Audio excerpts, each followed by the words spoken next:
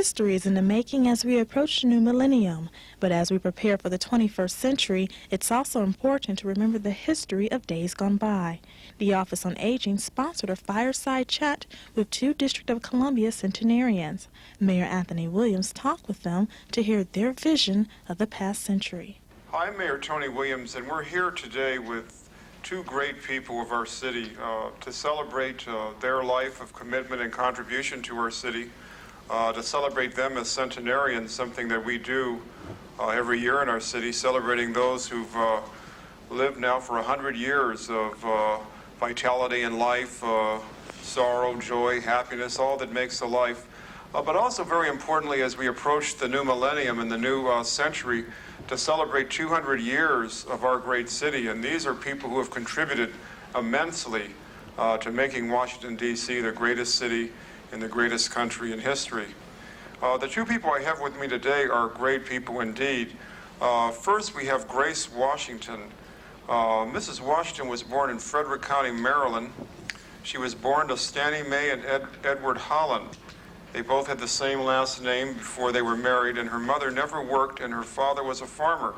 She married twice, first to Mr. Charles G. Walker at age 18 and later married James H. Washington. She had two children. Now, while living in Washington, she was employed as a cosmetologist, and she still looks great, I'm sure everyone would agree, and worked as a beautician for about 30 years. The only other job she's held is that of a church worker. Now, Mrs. Washington remembers many things about life in Washington. She remembers parades, and she remembers the circus. She also remembers playing with the children in Rock Creek Park and attending the Lincoln Theater. She's met many famous people in church and other places. One of her favorite people we're going to talk about in a second, so I won't let you in on that secret, but we're very pleased to have Grace Washington with us today. Grace, thank you for being with us today. My pleasure. We appreciate it. We also have with us today someone very special as well, and he is Mr. Rupert Bancroft Clark, who was born in Cologne, Panama. Way down there in Panama. His parents were Catherine Fry and Walter B. Clark, Jr. of Washington, D.C. Now, Mr. Clark attended a private school in Panama where he could be taught English rather than Spanish, and he remembers a favorite teacher who we'll talk about who taught him Bible study. In the United States, he received training in business and attended LaSalle University. He married Martha Clark, and they had two children, Rupertha and Rupert, Jr. At the time when insurance was not offered to black people, Mr. Clark worked in the insurance industry as an agent, as a chief auditor, and as co-manager with National Benefit Life Insurance and Federal Life Insurance Company. He and a friend gained control of Federal Life in 1933, and they were able to give a life benefit of $500. His hobbies we're going to talk about, but they are varied and many. He has a favorite poem we're going to talk about. And he has a very special connection to something very important in our history as African Americans that we'll talk about as well. But Rupert, thank you for being with us today. Thank you for joining us today, Mr. Clark. Thank you, sir. Thank you very much. First, let me start with Grace. Grace, I understand that in addition to your work as a cosmetologist and as a beautician, you've also served as a church musician. Is this true? Well, Sunday school. In Sunday school? Yes. Tell us a little bit about that. I started at Asbury Methodist Church. Uh-huh. But I got my start from a country work in Frederick County. I played in Morgan there for Sunday school and whatnot. And I've traveled a lot. Mm-hmm. I've been a lot of places. Being as poor as I am, I have been fortunate enough to travel. Now, as you've traveled around, have you traveled around playing music? No, not in music. Oh, but just traveled, but enjoy traveling. My church work. Yeah. Yeah. But talking about music, you've said that music is important because it lifts you up. Yes. So talk a little bit about that. What do you mean by lifts you up? Music. Mm-hmm. Music. I love it. Mm-hmm. Do you still play? These fingers won't go. Yeah. No. But you enjoyed playing? I used to teach at Sunday school in the Methodist Church. Asbury was one of them. How many years did you teach in the Sunday school? Teach in Sunday school? Mm-hmm. Oh, not too many years because I married early. And I read my children up in a church, and wanted them to be interested in music, and they were. What a big thing now in our city and in our country is teaching kids good character and Yes, teaching yes. kids good discipline. Our main interest must be the children. Right. My heart goes out for the children. Right. Anything pertaining to children. And you think the Sunday school is a good way to teach them character? Yes, yes. Get them first started. My children were brought up in a church. When you taught Sunday school, did you have favorites, or were you pretty much even with all the children, or do you have some? You have to admit, maybe you had some pets or not. Had what? Did you have any teachers' pets when you were teaching Sunday school? Were there any favorites among the kids? No. They were all pretty good kids? Yes, yeah. They all did a pretty good job? Oh, yes. Did they? Yes, oh yes, very good. Very good children. And interested in school. They were interested in Sunday school, and I taught Sunday school. I used to play for Sunday school. So, and music is it's a great attribute to be interested in music. Yes, absolutely. Music of the soul. My mother is a singer, and she's sung in many I churches. know, I've heard her sing, and I love to hear her sing. Thank you. She's a great singer. I Yeah. appreciate that. Now, Mr. Clark, I understand that from just reading a little bit about your biography, you also had a Bible study in your early years as well? Mr. Mayor, before saying anything, I just want to admit that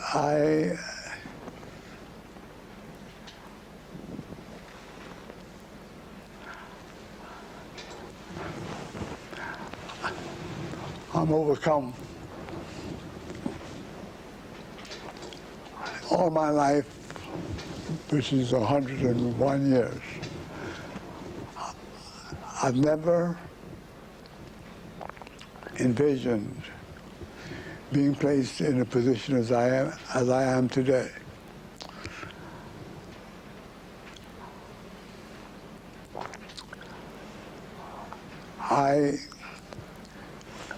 Whatever I do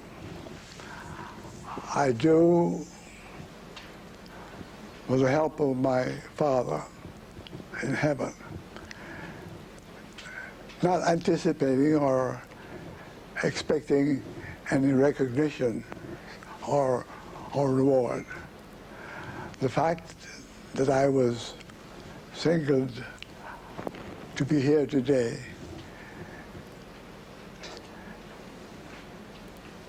is very wonderful.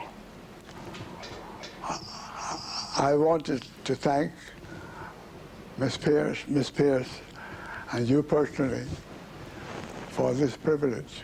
You're welcome. You're welcome. We're honored to have you because you have a lot that you can share with us today. So we're very pleased to have you. You see, that's it. What I have done, I don't think is of so much importance. I've always endeavored to do what is right, as you noted in the biography that you just read, that my early training was in the Sunday school, which reminds me of one little passage. Train a child when he's young, and when he's old, he'll not depart from it. As I reflect backwards,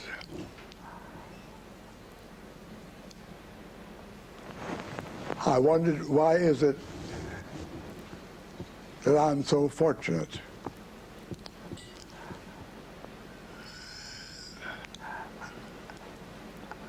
And the one reason that I'm so fortunate is because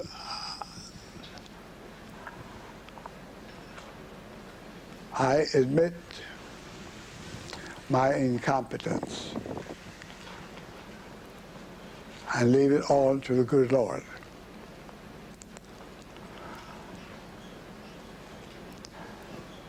The things that I do, if it happens to be worthwhile, It's not done for praise.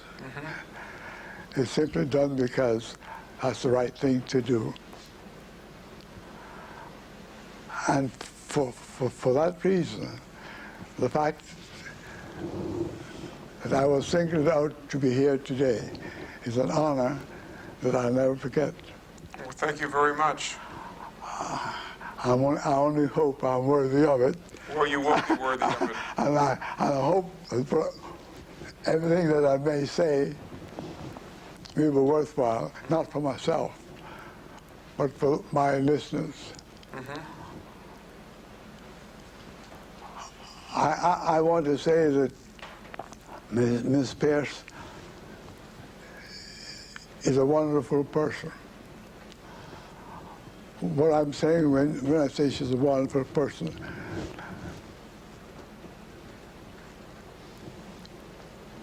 the job that she's doing, I don't think you're paying her for it. I don't think you can pay her for it. Because there's so much love and determination that she puts into it that it impresses anyone that here is a genuine person that can be relied on. Well, she's doing a great job, and it's great to have you. But let me ask you, just to get to your time in Panama, do you remember any of that time now? Oh, yes. Tell us a little bit about that. As I said before, I was born in Panama. And so that you can appreciate what it's like. Panama, you know, is the Atlantic port for the Isthmus of Panama. That's where the Panama Canal is. On the Atlantic side is Colon. That's where I was born. On the Pacific side is the Pacific Ocean. Now, in the old days, any trade coming from the east to go over to the west had to go all the way down Cape Horn, spend a lot of time and money to get over to Panama. So when the United States decided to build the canal, you know, the French people tried to do it, but they failed.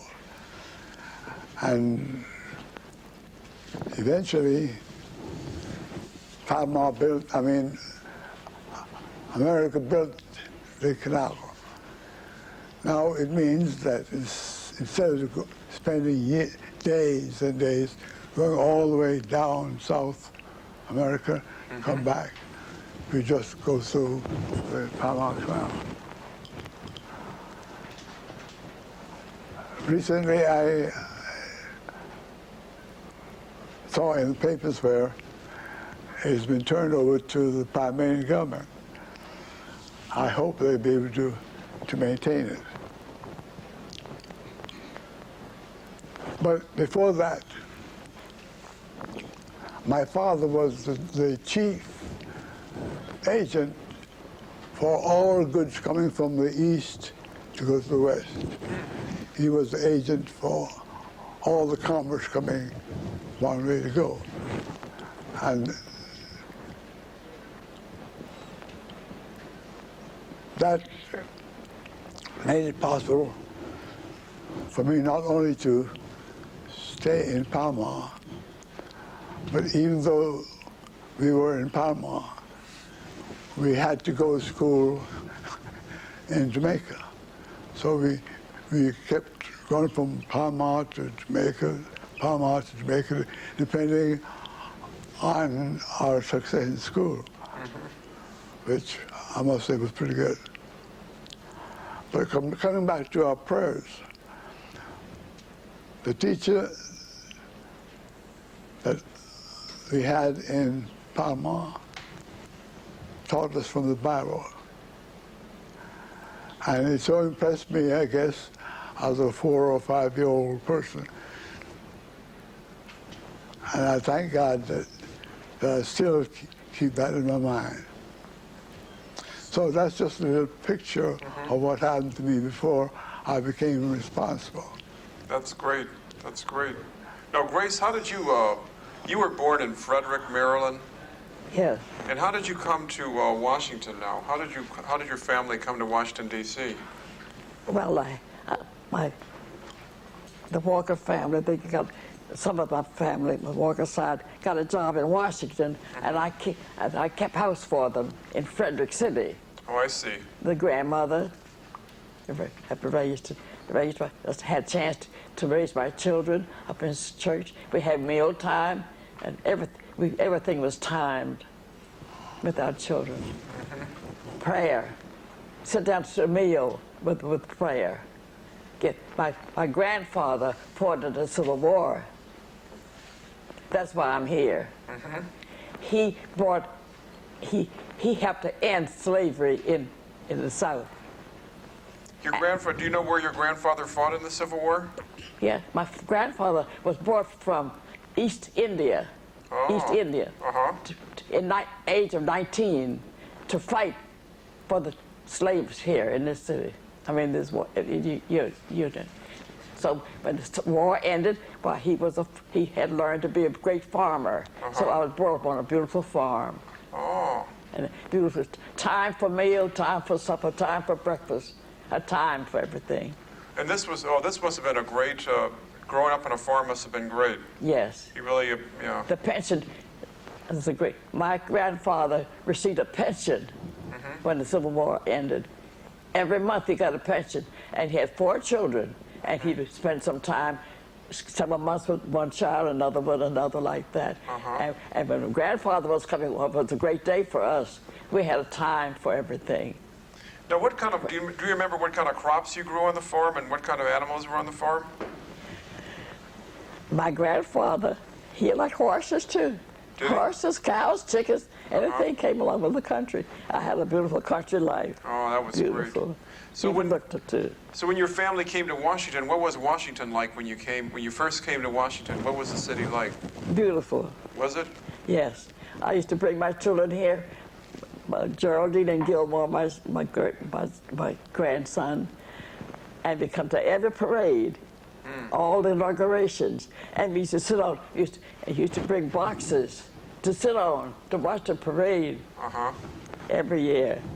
We had but Washington is not the same city, of course, you know that. Yeah. No. How do you think the city has changed now in the time that you have seen the city? How do you think the city has changed? How has it changed in your mind? It's a great deal of difference. I brought my children when they were young. It's a new Washington now. Yeah. It's political. Yeah. Money. Political and money. You think that's good? Do you think that's good that it's political now, much more political, or what do you think about that? Do you think it's good that that it's changed the way it has? In some ways. Yeah. In some ways. It's not the city that I knew, but it was when my children were growing up. I came to Washington on the 21st of March, 1921.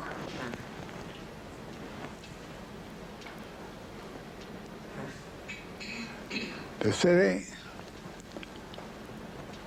was a quiet city.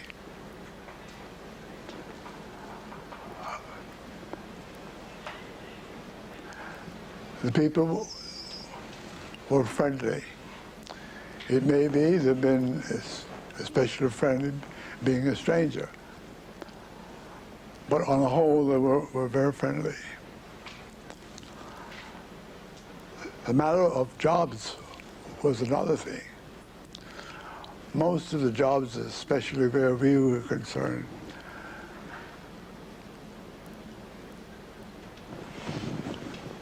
were as elevator operator. The government's employment of our group was very, very poor. We had one company, the National Benefit Association. I heard of it. And after 2 days being here, I went down and was hired. My pay was $10 a week. Please remember that.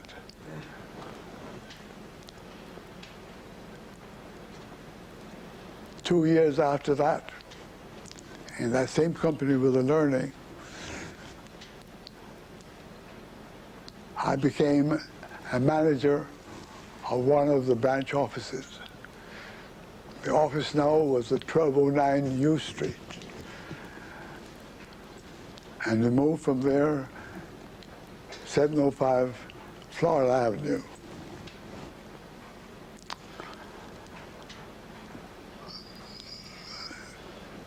The young ladies at that time, as I said before, they can be employed as domestics or in the government, elevator operators. But the National Benefit Association served as a means of employment for these girls who after serving in the company for a couple of months, became eligible to work in the government. So while we were paid very small, but we learned something, made ourselves eligible so they could get a job in the government. When you, I understand that Woodrow Wilson, when he was president, he issued a number of directives insisting that the federal government be segregated, and that Woodrow Wilson, when he was president, watched Birth of a Nation in the White House, thought it was a great movie. I'm sure many Americans at the time thought it was just a perfectly fine movie. And so I guess you were facing a lot of that segregation in the government. Oh, it's not segregation. Yeah. It was exclusion. Right. It was exclusion. Right. It was exclusion. Right. Well, we went on from there. I mean, coming back to Washington. You'd be surprised to know that you get on a streetcar. They had a streetcar then. They didn't have buses. You get a ride on a streetcar for 5 cents. You could buy a token of tickets for a week. I don't remember, was it $1, Ms. Washington? But it was, anyway, you buy a package of tokens, and you can ride all week for about $1. And how far could you ride on the trolleys? How far did they go? Go all over the city. Did they, huh? All over the city. Of course, Washington was not as large as it is now. We have extended so but you could ride anywhere. You could get transfers. Mm-hmm. Things were much cheaper, of course, but still you were being paid practically nothing. Now, both of you were in business in your own way. You worked in the insurance industry, and you worked as a cosmetologist and then a beautician. So both of you had to do business on your own. Yes. How hard was that, starting and managing a business? It must have been very difficult. No. No? No. Tell us a little bit about that. Well, two of us got together and we just opened up a shop on 411 Florida Avenue and stayed there 30 years. 411 Florida Avenue? 411 Florida Avenue, Northwest. A lot of great customers? Yeah, I was waiting on the children, then I waited on the mothers after they grew up. Oh, that's great. And I still have some of those children that remember me. We're very dear friends. Oh, that's They wonderful. call me grandmother. That's wonderful. Auntie Grace. That's wonderful. So you took great pride in people looking right. Yes. Yeah. We have, when I was bringing my children, we had meal time and breakfast time. Uh-huh. They knew what it was. and say the bread blessing every meal, breakfast. Get ready for Sunday school. We get ready for Sunday school on Saturday nights. We were ready. The mother would go have hot rolls for breakfast, send them off to school, to Sunday school, and come back home to a home-cooked dinner. Oh, yeah. Oh, it's a difference altogether. Yeah, you need that home-cooked dinner after Yes, Sunday school. yes. That's a very important tradition. Yes. Yeah. My mother-in-law does that. It's very, very Yes. important. Yes, I know. Need a full meal. Yes, for a meal and time. We had a That's right. time for me. Now, provided you don't have someone with as much damage as me, what were some of your secrets as a beautician? Provided you had something to work with, what are some of the secrets of being a good beautician, a good cosmetologist? To grow some hair, Oh, really? treat it. So you're going to have some hair to work with? Yes. Yeah. We bought something to work with. That's and true. I have done many head for $2. Oh, yeah. $2.56, and they go a little higher. We learned to cut hair. Yeah. Yes. You know, my mother went to a beautician out in L.A., and her beautician had a sign on the wall, and it said, "Remember, you must have enough hair for the style you want. Yeah. We are beauticians, not magicians." So, That was good. I remember that. so you got to have enough, right, you got to have enough hair. We were almost magicians in my day. Were you? Yeah. Well, you had no, we made hair, we grew hair. We took interest in Oh, the yeah. scalp. Did you? Yeah. Yes. Now, as a beautician, though, you hear a lot of people's stories, you hear a lot about their families. Yes. A lot of people confide in you, Yeah, right? yes, and you never, they tell you more secrets, you forget every time they said it. Uh-huh, yeah. Yeah, no gossip. Yeah. But did people ask you for advice? Sounds like Yes. as people were growing up, Yes. they really... When they get in a chair, they had to open the chance to open to a beautician. Yeah. And you help them that way. And you forget their story and give them good advice on what you had to say. I bet And you we did. helped, yes. I bet you did give people some really good Yes, advice yes. on what they needed to do. Yes. Yeah. I have friends now that used to be the kids. They never call me Aunt Grace now. That's wonderful. I have one nieces and nephews. That's wonderful. Mr. Clark, what do you in the insurance business? Tell us a little bit about that, getting started, and some of the memories you have of that.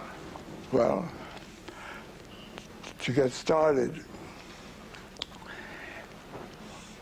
we had a group of 12 people who were able to put I think it was $5,000, either $500 or $5,000 as a start. And when the insurance commissioner examined the company, they found that my buddy and I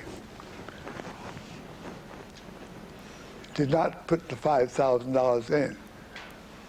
We gave a promissory note. The government says, no, you can't do that. You have to have the cash. So we were the managers, but still we did not have the money. Fortunately, we were able to borrow it. We had to do that, and we had to do that within a certain time, or they'd close the company. So you had to meet certain standards. That's right, that's right. But as you're getting into the insurance business now, at the same time, the Depression is hitting the country. Yeah, So that must have been difficult. that's right, that's the difficulties. Yeah. See, it was, everybody needed money, needed help. And just you must have seen a lot of people, I guess, really hurting in that time. People were hurting, and because of that, people went on welfare. I don't know whether to call it welfare, but anyway, it was similar to welfare, Right. where people would get a certain amount of money every week from the government. I just couldn't stand that. Yeah. I understand that when now the Great Depression came and there was misery in the city and people were suffering, certainly African Americans were suffering all the time anyway. Oh, yeah. Now when World War II came, do you remember what you were doing on December 7th, On 1941? Yes, I think I was in the insurance business then. Were you? Yes. Do you remember what you were doing that Sunday? Pardon me? On Pearl Harbor Day, do you remember what you were doing that Sunday? I was getting ready for Sunday school. And over TV, the word came that Roosevelt said the most dastardly thing have been done by the Japanese in annihilating Pearl Harbor. I remember that very well. And he says it would be remembered in infinite. He used that word, infinite, or something like that. Do you, now how did the war change Washington? Oh, it changed Washington for this reason. There were lot of soldiers coming in and going. And of course, they appealed to the people to remember that we were at war. And there were certain things that you couldn't get or you couldn't buy. What you could buy was doled out on certain days. Of course, they did place prices on it, so it could not be sold for more than a certain amount. But you couldn't buy but so much. You were given tickets, depending on your family. Right. And when you use those tickets, then you have to do without. But coming back to the matter of business, we had quite a few restaurants and other businesses that were attended or that were built because black people could not go downtown.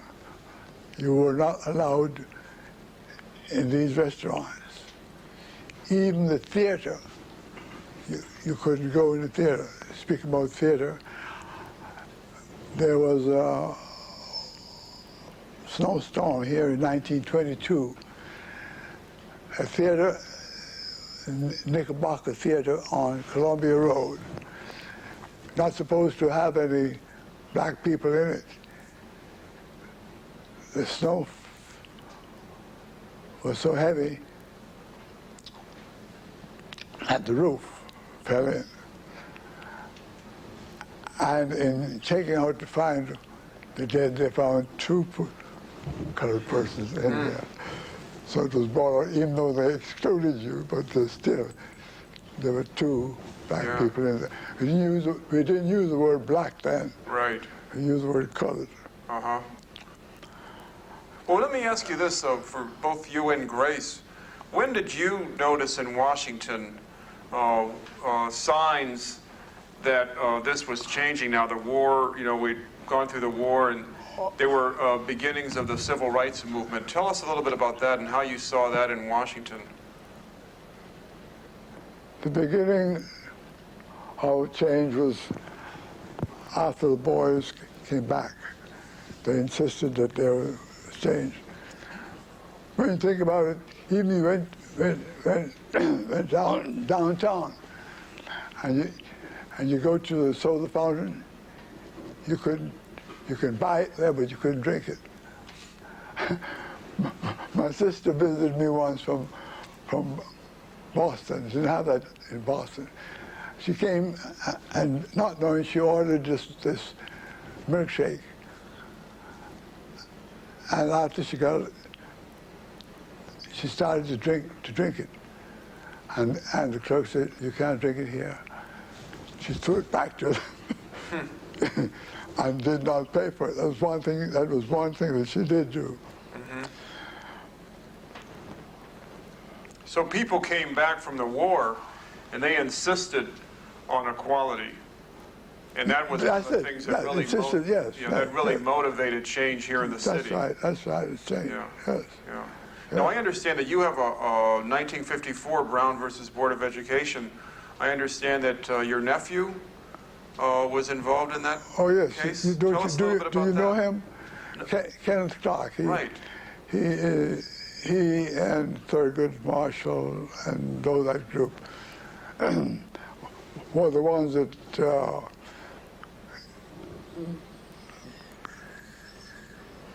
got the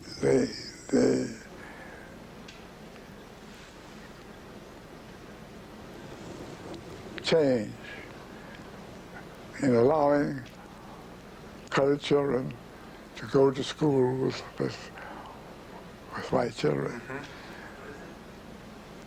They proved that the separation was not equal. And he's still living. He's still in New York. Right. But that really got the change going, huh? Oh, Yeah. It's changed. Yeah. You see, we have gotten accustomed to it now. That it doesn't seem anything, but before that, it was a case of if you are black, you cannot go to the same school as a white child. Now, I understand that one of the we know that one of the changes was that our people could run for office, we could hold elective office. That's and I know that for Grace, a favorite person of yours was Harry Thomas, who was our council member. Yes. Council member from Ward 5. Tell us a little bit about Harry Thomas and your memory of Harry. Oh, he was wonderful, man. He was so thoughtful for the elderly, elderly people. He never forgot us. Harry was a real people person, Oh, wasn't he's he? for the real people. Yeah. I miss him. Yeah. Yes. Yeah, Harry and his family. I have beautiful remembrances of him. So basically, you remember Harry was always there when people needed him? Always, that's right. Yeah. Yeah. He never, he looked down on anybody.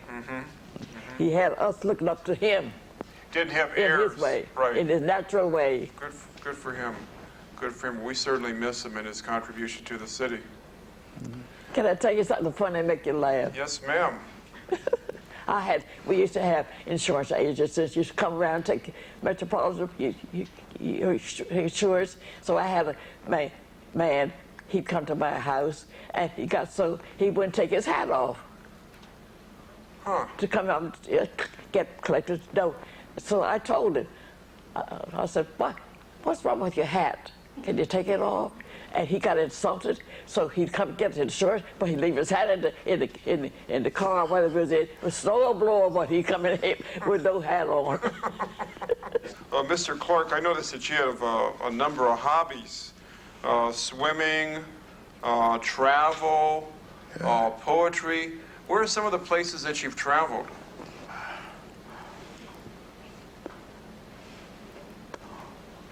You know, I've never been anywhere without my wife. We were married for 71 years, and she died 4 years ago. It's a funny thing. She died coming from church after service. She's coming out, went to the ladies' room, and she fell. She didn't fall, she just slumped. And they called me. I went in the ladies' room and held her up. And she didn't do any better. So I took her to the hospital. She died that very day, after 71 years. So she was called home. Yes. So she lived a great life. Tell me, what do you think? I've been married, well, my wife would kill me if I don't, 10 years. What is in your mind, what is the real secret to a long-lasting, healthy, successful marriage? Love is the main thing.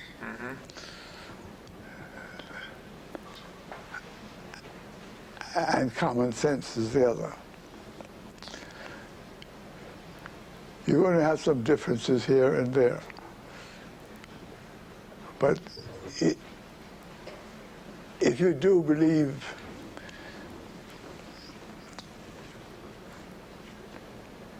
that God rules everything, you'll overcome that. That's great. Yes, That's you'll overcome great. that. And one other thing is, what you do is better than what you say. I speak of that now, and I'm a little embarrassed because I got two children that are listening. I don't recall ever having to scold them, especially, yes, I do remember scolding the boy once. We used to live on a hill. He was riding a bicycle or skating, and I told him, don't skate on that hill. And I, coming from work one evening, saw him skating coming down. The good Lord gave me the sense not to say a word to him, because if I said something to him, he would perhaps gotten frightened and hurt himself. But I waited until he got home. Then I whipped him. I told him, you see what I'm trying to say now? If the good Lord is with you, he guides you under all conditions. I had the presence of mind of not trying to scold him right there on the street, but to wait until he got him, because if I tried to stop him from the, he'd be paying attention to me and then damage himself. So I'm just saying this so that it may help somebody else. Well, I think it would. I think it would. Grace, let me ask you, what do you think a secret of a successful marriage is and a successful family? Have some rules, and they would carry them out. A time for mealtime, time for breakfast, a time for everything. Not come in hit and miss. I had home life. So you would, this, in many instances nowadays, everybody's just coming in and out of the house. No one really has a meal together. You don't think it's a good thing? Yeah, people need time for everything. Yeah. Time for prayer. Time to eat. Time to go to bed. Well, that's a good segue into the last question I wanted to ask you is, now, as a centenarian, I mean, a lot of people who are watching want to know what is the secret to a long life. What would you say to our listeners who are asking, well, Grace and Rupert, how'd you make it through 100 years? What would you say? Smile. Smile? Okay. And thank God. Thank God for what we have. Yes. And Christian, and be brought in the Christian life. A time for everything. Thank you, Grace. Time to pray, time to eat, time. That's wonderful advice. What about you, Rupert? What would you say? My answer is the good Lord controls everything.